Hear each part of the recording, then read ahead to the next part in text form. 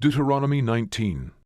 When the Lord thy God hath cut off the nations, whose land the Lord thy God giveth thee, and thou succeedest them, and dwellest in their cities and in their houses, thou shalt separate 3 cities for thee in the midst of thy land, which the Lord thy God giveth thee to possess it. Thou shalt prepare thee a way, and divide the coasts of thy land, which the Lord thy God giveth thee to inherit, into 3 parts, that every slayer may flee thither. And this is the case of the slayer, which shall flee thither, that he may live, whoso killeth his neighbor ignorantly, whom he hated not in time past, as when a man goeth into the wood with his neighbor to hew wood, and his hand fetcheth a stroke with the axe to cut down the tree, and the head slippeth from the helve, and lighteth upon his neighbor, that he die. He shall flee unto one of those cities, and live, lest the avenger of the blood pursue the slayer while his heart is hot, and overtake him, because the way is long, and slay him, whereas he was not worthy of death, inasmuch as he hated him not in time past.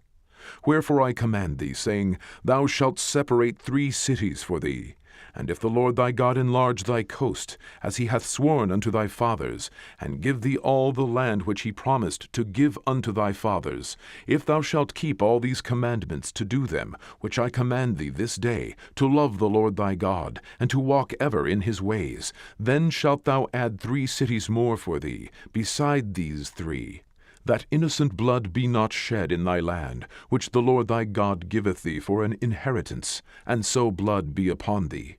But if any man hate his neighbor, and lie in wait for him, and rise up against him, and smite him mortally that he die, and fleeth into one of these cities, then the elders of his city shall send and fetch him thence, and deliver him into the hand of the avenger of blood, that he may die. Thine eye shall not pity him, but thou shalt put away the guilt of innocent blood from Israel, that it may go well with thee. Thou shalt not remove thy neighbor's landmark, which they of old time have set in thine inheritance, which thou shalt inherit in the land that the Lord thy God giveth thee to possess it. 1 witness shall not rise up against a man for any iniquity, or for any sin, in any sin that he sinneth. At the mouth of 2 witnesses, or at the mouth of 3 witnesses, shall the matter be established. If a false witness rise up against any man to testify against him that which is wrong, then both the men, between whom the controversy is, shall stand before the Lord, before the priests and the judges, which shall be in those days.